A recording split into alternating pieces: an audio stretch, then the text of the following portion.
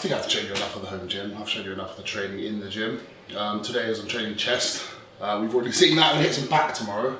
I wanna hit some back. We'll film that and that'll be out in next week's video, next Friday. So, to kill some time, I know that Donna's done this. She's cut up some t-shirts. A lot of you guys on the old YouTubes and my DMs, and sliding into my DMs, asking me how I cut my t-shirts basically. And I like to call them muscle tunics. Don't know why, probably because I like the Legend of Zelda, they look like a tunic. And I will show you how to do them. I'm going to show you two styles. This is, the first one is the one obviously where the sleeves are gone. The next one, it kind of drapes over your shoulders. Basically stole it from Jay Cutler, so I can't take any credit for it. And the second design, the second option I'm going to do is just like a stringer, a kind of cut off tank top basically. So we're going to do those two options. I'll show you how I do them. Really easy to do actually. So this is the one we're going to cut afterwards. It's a brand new t-shirt. The first one I'm going to do is this. So let's get to cracking. First thing you need, this is the most important thing you need. These may look like scissors. It's because they are scissors, but they're fabric scissors. And fabric scissors cut fabric much easier than any other scissor, obviously, because the clue is in the title, fabric scissors. So get yourself some fabric scissors if you're going to do this. Because if you use like kitchen scissors, you'll just fuck it and it'll be frayed and dog shit. It's so easy to do, but if you want to get the look that I have where it's like quite drapey over the shoulders and like quite big and loose, you want to get a t-shirt that's pretty oversized. Now this is a 4X oversized t-shirt, so this is a big old t-shirt. So that's ideally how I like it. And this one is more of a smaller fitted 3X t-shirt, and this is the one I'm going to cut into a tank top. So they're both different styles. If you want this cut, the tunic cut, I would definitely recommend a t-shirt that's actually slightly too big for you. Right, let's do it. So it's really super easy. The instructions are pretty much on the t-shirt, you just follow the seams. So let's do one arm first. So you've got the seam here. That's your guideline. So try and make sure the seam on the front and the back is lined up, so you can kind of feel it. And then use that line as your guide and cut across that. Fabric scissors. Always fabric scissors.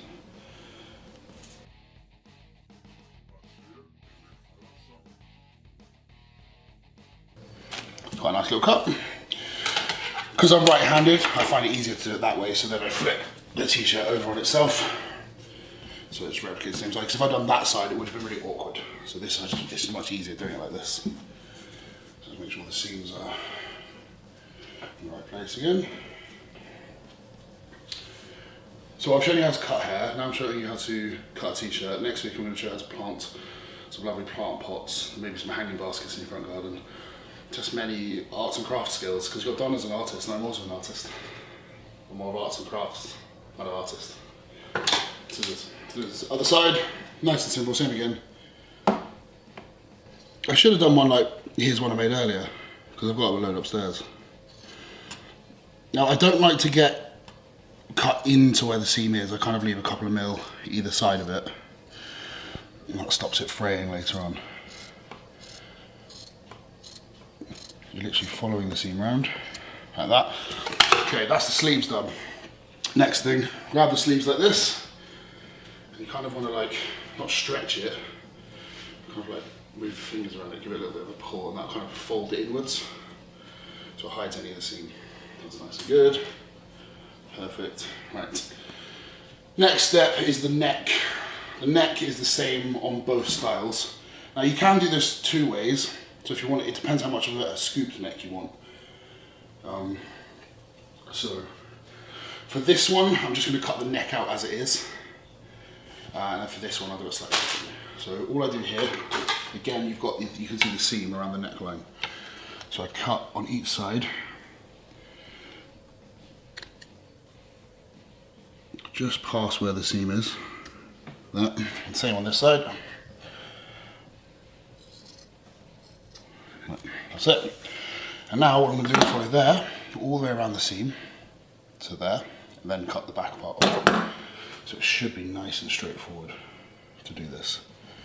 Again, just following the seam around. When you use fabric scissors, they cut and it doesn't chew the fabric up. So this is why this is going dangerously well so far.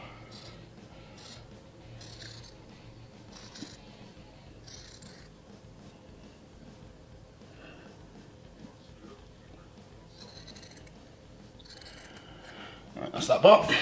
Then again, all you have to do now is just the back bit. You can just see it now, it's easy. Following the seam.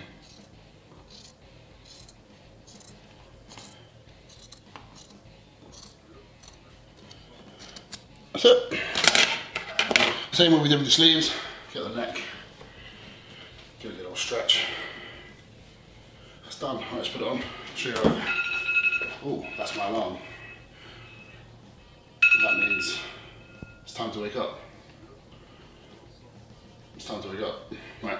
Excuse the gross belly hair. It's my quarantine lockdown look. My post-apocalyptic chest beard. Right. Pop that on. There we go. That's it. How's that look? Put that back on. Bed head. Should be in bed. You know that. Well, it shouldn't be now because the alarm's just gone off. And then obviously these go in the bin. And that's that t-shirt done. I'm wearing a lot of red now. It's okay because I'm not scared of balls. You give a shit about balls. Next one. This one we're going to cut into a tank top. This one will be a little bit different. So, again, that's the t-shirt, okay? This one's quite a lot smaller than this one. So this one is going to be essentially a tank top or a stringer. Now, I'm not a big fan of stringers, and a lot of the time the way tank tops fit in thread in there. A loose bit of thread, nothing to do with the t-shirt in there. One of the things I don't often like the cut of normal tank tops. It's quite rare that I like them, so I just like to cut myself. So what we'll do here, it will be from here to here, and we use the logo as our guide. Now, the best way to do this is to fold it in half. So you fold it in half, so you're matching the seams up with it there, matching the seams up on the neck, so it's all the same on both sides. Pop it there. And just make sure it all lines up. So when you fold it in half, make sure all of the seams and all of the t-shirt just lines up. It should be symmetrical.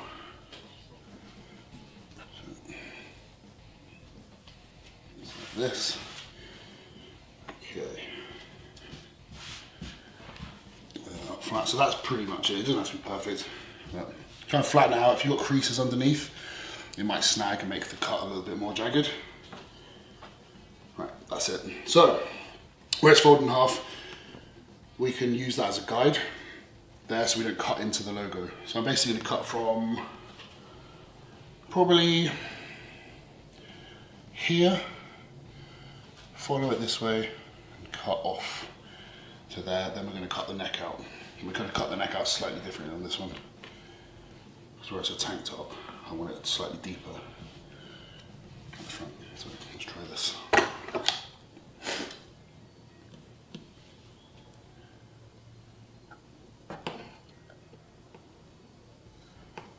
So you can do this how you want. You can make this bit here much thinner. So you can do this any style you want. You can leave the neck in if you want. So I'm just going to cut that. And this will be the same on both sides, so you don't need to worry about trying to match both sides because you're doing it at the same time. Again, fabric scissors make this so much easier. Okay, so that's that part cut. So you see that's nice and that's the same both sides. Now you open it up and it's perfect. Nice and easily done. Nice with the stringers. There you go. See? So you can leave it like that. That looks cool. You can leave it like that. You can even do it much closer to the seams and do it closer if you want. You can take it further down. You can cut it down at a right angle if you want. It's super easy to do, just make sure you fold it in half, because if you did one side there and then you have to do the other side, it can be wonky because you don't have the seams to follow like you do with this one. So that's my advice. Seamstress. Now we're going to do a slightly deeper neck on this one. So what I'm going to do is, as a guide, I'm just going to cut a big line right to the logo. to there. So that's gonna be quite a big line. And then we're gonna go the same here as we did before. Just to the edge of the seam, very carefully, so we don't make the shoulder parts too thin, so they fray. That's it. And then we just follow it right down to the point. Try and get it round as well, if you can. That's it. And continue it round all the way up. Definitely fucked this one up. That's alright, because I'll show you why in a minute. If it's a bit frayed, it doesn't matter too much, because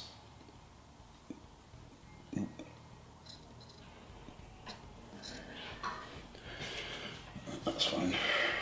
And then just at the back, same as before, just the back bit, and I'll show you how we can fix a little bit of fraying. This t-shirt's actually a bit thinner material. The thinner material tends to be harder to cut for some reason. They kind of bunch up under the scissor blades. Right, that's that.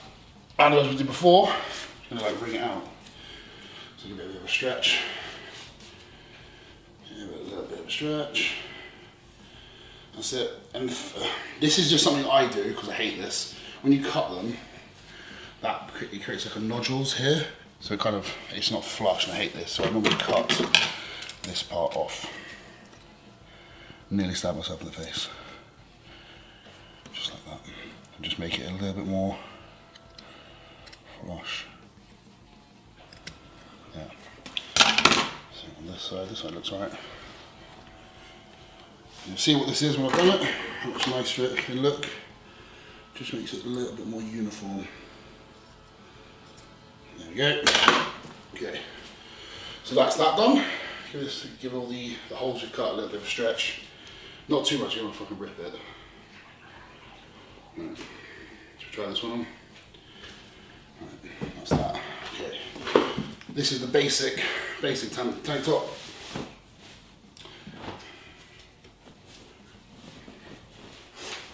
Ta-da! Easy. So you can cut this however you want and then give it a good stretch. There you go, tank top.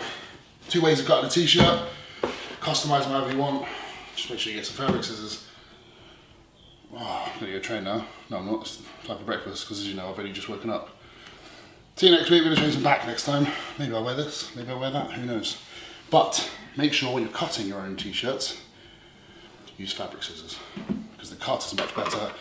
It doesn't show up, and it's easy to do. Get creative, you do whatever you want. Just, again, the golden rule, fabric scissors, and they're about $5. See you next time. Apologies for the state of my hair. I'm a bit overripe at the moment, but that's exactly what I'm gonna do. I'm gonna sort my hair out. I need to cut my fringe. So I thought I'd just chat and cut, and if it goes wrong, you can laugh. If it looks good, then I'll laugh. But yeah, I can't dye it. My hairdresser has banned me from dyeing my hair, which I totally agree with, because the last time I dyed my hair, it went pretty orange. So I'm not doing that, but I am gonna cut my fringe. It is an absolute mess. But yeah, I hope everyone is doing well. What is everybody up to during lockdown? I've seen Luke's gym on these lockdown episodes and it looks so good. Wow, look at my hair. This is so terrible. Look, hang on. Where is my brush? I got all organised. Look at this. I don't even know what this is. This is amazing. Sometimes I'm a bit shy to do videos, and I think this is perfect because I can just hide behind the fringe. I think I'm going for like a Claudia Winkleman look. I actually love Claudia Winkleman. I don't know if American people know her. I'm not sure. Google Claudia Winkleman. She's absolutely gorgeous, and she's just really funny, and I really like funny people. Okay, I've got my big mirror here, which I should really be using. But for camera purposes, for Redcon, I'm going to use this little mirror here. So I'm not talking to you with my back to you. What have I been up to this week? I've just been doing my artwork, like I have been on every episode. I say just been doing my artwork. I love it, obviously. I really enjoy it. So it's been really good. I just created this piece here behind me, which is on my Instagram. I've cleaned my diet up a little bit. Do you know what? I can't talk to you when I look like this. Yeah, what have I been up to this week? I've cleaned my diet up purely because I feel a bit crap. I don't eat a lot of junk food. I eat a lot of chocolate, but I have like 90% dark chocolate. But I don't eat like takeaway or anything like that.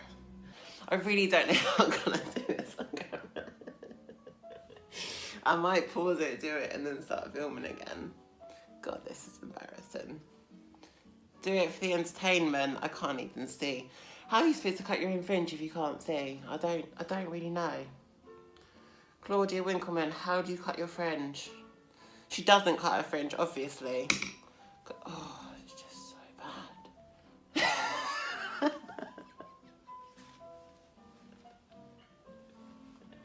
bad. Okay, if it goes wrong, at least we've had a good laugh. And I'm going to try and talk to you about... I'm just going to sit here and go... Right, come on, let's go. Oh, gosh. Yeah, Claudia Winkleman definitely doesn't cut her fringe because it's so long. Yeah, so I felt a bit crap in myself, really, because I've lost my appetite. Where I'm not training, I don't really feel that hungry. Oh.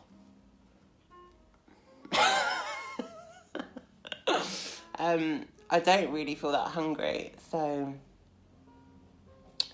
oh wow. I'm actually using kitchen scissors as well, so that's probably not the best thing I've done so far. Mistake number 1, using the wrong scissors. Yeah, so I don't have an appetite because I'm not training, and I've pretty much trained. Goodness me. I pretty much trained my whole life. This is the longest I've not been in a gym, and I've never, ever, ever, ever, even in a really heavy off season, I've never struggled with my appetite. All of a sudden, I don't have any appetite at all. So that's new for me. And I've just been snacking on random food. Like I said, I don't eat junk, but I've started to clean up my diet just to make myself feel a bit better. And I'm drinking a lot more water. And I've been having like a lot of, oh, that's such a straight line. I don't really know what I'm doing. Whatever, we're going with it, we're doing it. This is happening right now. Yeah, so my appetite is rubbish. And that's something I've never struggled with, so I'm cleaning up. I'm actually making a little bit more effort with my food as well, because I've always been the kind of person that I can literally just eat chicken and rice 6 times a day and not give a shit. Like, I don't really care. I just want to get the food in and get the job done. And then, you know, I've done a lot of preps in the past. A lot of people will know what coaches I've worked with, and they're not always that heavy on cheat meals. Like, I do refeeds or whatever, but I generally keep them quite clean, for digestive reasons. I think that's okay. As long as it looks good by the time I'm finished. I look like a boy at the moment. Yeah, so, you know, when I won the British, I don't think I had a cheat meal for like 10 months. I think we did a couple of clean refeeds and that was it. And maybe like some pre-workout muffins, or some bagels or whatever, but generally I eat quite clean, and I can just eat the same thing every day and not really care. But since the lockdown, well, the last couple of weeks, I've just not wanted to eat the same boring stuff. And that is probably just because we're in the lockdown. I feel like I need someone's help, and there's no one here. I've got jazz music on in the background. I don't know if you can hear that. It's keeping me calm. It's what I listen to when I paint. It's keeping me very calm. That's not very straight. Oh, wow. What is going on, Donna? What are you doing? Do you know what? As long as I don't take my eye out, it's going to be successful. This bit's really difficult because if you see here, this is quite thick. And then this is like, what is going on? It's like a different, I don't know. And how do you do it if you're right-handed? I don't know. I'm just going in. I'm just going right in. I feel like my hands are very steady. That's strange. I think it's because I'm hot. I turned my fan off for the video. Oh, look, that doesn't look too bad. Just don't look this side. This is my better side. I'm coming away from Claudia Winkleman and doing more of a Brigitte Bardot. Brigitte Bardot. Do you know who that is? She is a French actress and she is gorgeous. I'm going more for that. Although Claudia Winkleman is gorgeous too. I'm getting very distracted. I haven't been over to Luke's gym. It does look very cool. The fact that he's got a leg press that turns into a hack squat is ridiculous. I think that's so exciting. Oh, goodness. Okay, I've got to do this side. I've got to concentrate. You know when you feed a baby and you make that, like, that movement with your mouth? I'm doing it when I cut my hair, I think. Oh, it looks so bad. I know there's hairdressers cringing right now. I've got hair all over my nose as well.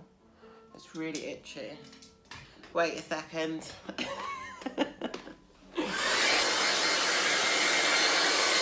Unfortunately, you can't just sit and paint or just sit and draw. You have to do, you know, you have to run the website, have to do the orders, have to film it, promote it, package all the artwork up, which I actually find really good fun. I love receiving the prints because I work with a different company to get my prints done, so they're super high quality.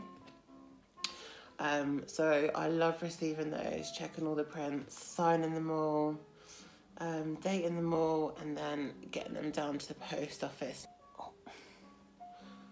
Take some eyelashes off as well. Okay, it's getting there, it's getting there. Oh, do you know what I wonder? I wonder how everyone's going to be once this lockdown's over. I wonder how cautious people are going to be, if they're going to just jump back straight to their normal lives. I don't think they will. I actually think if we just jump back to our normal lives as if nothing's happened, I feel like we've really missed the lesson that we're being taught right now, especially about, you know, staying in contact with loved ones and being more hygienic, thinking more about certain things. Even things like, you know, I don't know. I feel quite opinionated on some things. Maybe I shouldn't say, I don't know. Anyway, I feel like we're learning a lot of lessons right now, and I hope that we take them on board for when the lockdown is over. But I do wonder if people are just going to like jump into hairdressers and go and get their nails done and get their eyelashes done, or if people are going to be a bit more cautious and just start doing things for themselves. I think one of the lessons that we're being taught is, you know, if everything shuts down, like we should be able to survive on our own. You know, can we grow veg and stuff in our gardens? Can we have home gyms? just stuff like that, you know. Rid of some hair.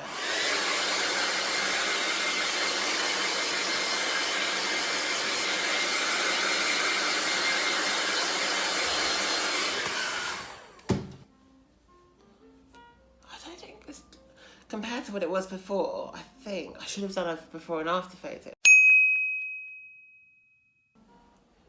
At least I can see. The main thing is, it's not about being beautiful, it's about practicality. Can you see? Yes. Job well done. Although I could have just put it up or started to grow it out, and then I would have been able to see either way. But look, that's not bad, is it? Really? Come on. That's not bad. Is it? Please comment if you're a hairdresser on this video. Leave me a comment and some tips, that would be lovely. Maybe just nice tips though. I'm not sure I can be bothered to take criticism for cutting my own hair during lockdown. As James Hollingshead would say, it looks pucker. Or maybe he wouldn't say that, maybe he would say I was beautiful. You're so beautiful. Guys, how's it looking? Do you think it's a bit too short? It looks bad as well because I've got roots, and that's just never cool. I'm really glad you guys joined me to fuck my hair up, and I'm glad I did it on camera. I suppose it was entertaining for people. Okay, I think it's done. I've just put it up into a ponytail. Nothing fancy. It's not like I'm out here impressing anyone. Doing home DIY haircuts and spending the day by yourself. Kind of glad I am by myself because I think it's a bit too short. But thanks for joining me. Yo. What I want to talk about today is a very frequently asked question since I've started doing these YouTube videos with Redcon, is what motivates me to keep going and what kind of got me into the whole bodybuilding. I can talk about my shows and the competitions I've won in another video. But I want to talk about today is how did I get into bodybuilding. So before I started bodybuilding, I used to play football or soccer, you call it in the States, at a very good high level. But long story short, I battled a very bad knee injury. You guys who follow me on Instagram will know I've just got that operated on and fixed. But I was in a lot of pain for a long time. And I was sick of being in a lot of pain. And I just fell out of love with the sport, you know, sick of playing in pain non-stop. And then I started a gym, started doing some training. I still didn't have a clue what bodybuilding was at this point. I started just doing some high intensity work on a treadmill, some cardio work, some leg training, and maybe do some upper body work once a week. And honestly, the results I seen to my body was crazy. Within months of training, I was just transforming month by month. You know, the weight was just going on the scales non-stop. I wasn't getting fat at all. I was one of them kids who could never gain weight. I was skinny, my metabolism was so fast, and I could never gain any weight. I was eating junk food. My diet wasn't good. I was eating McDonald's every day.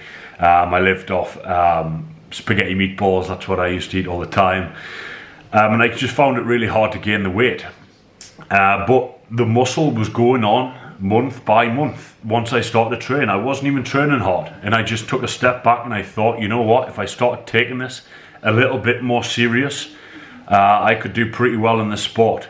So I did. I cleaned up my diet. I started eating 4 or 5 meals a day. I started training harder. I put myself on a good training plan. I started training with a few friends so we could push each other hard, and my body was just transforming all of the time. Obviously that was when I was 16 years old. For you guys who follow me, you'll see that I done my first ever show when I was 17 years old, so I'd only been training under a year because I'd done that show like 2 weeks after my birthday. And I won my under 18s class, which is the teen class in that show.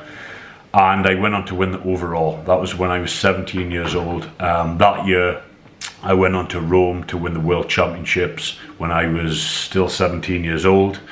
So yeah, it was a great start to bodybuilding. But what got me into bodybuilding, like what drove me to keep going, was just the love of training. You know, like no one forced me to do this. No one forced me to go to the gym. Kind of football was forced upon me.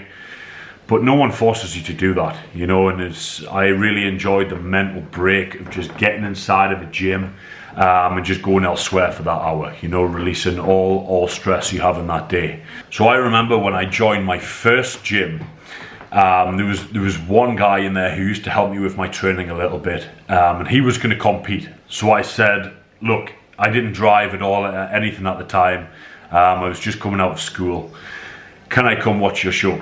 So I went to watch his local show, and I'm stood there watching the show just thinking, I would love to do this. You know, I would love to do this. I thought I'd look at someone who was big.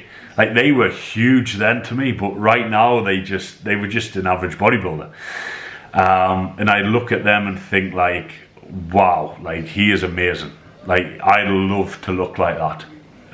And I was just obsessed with like typing into YouTube, like Jay Cutler, Ronnie Coleman, Rich Piana, you know, like the guys who always pop up on the YouTube, and I used to watch them day after day. What self-motivates me about bodybuilding is you only get out what you put in, you know. Yes, genetics play a part, genetics play a good part in bodybuilding, but you can outwork genetics. If someone has better genetic potential than you can outwork them. You know, if they're not willing to get up at 7 a.m, they're not willing to go to bed at 2 a.m, eat their meals, you will outwork them. Perfect example of that is Dorian Yates. Dorian Yates was a genetic freak, but there was guys on that stage with better genetics than him. He just simply outworked them. You know, and when you put genetics and hard work together, that's when you create a Mr. Olympia, and that's when you create real champions.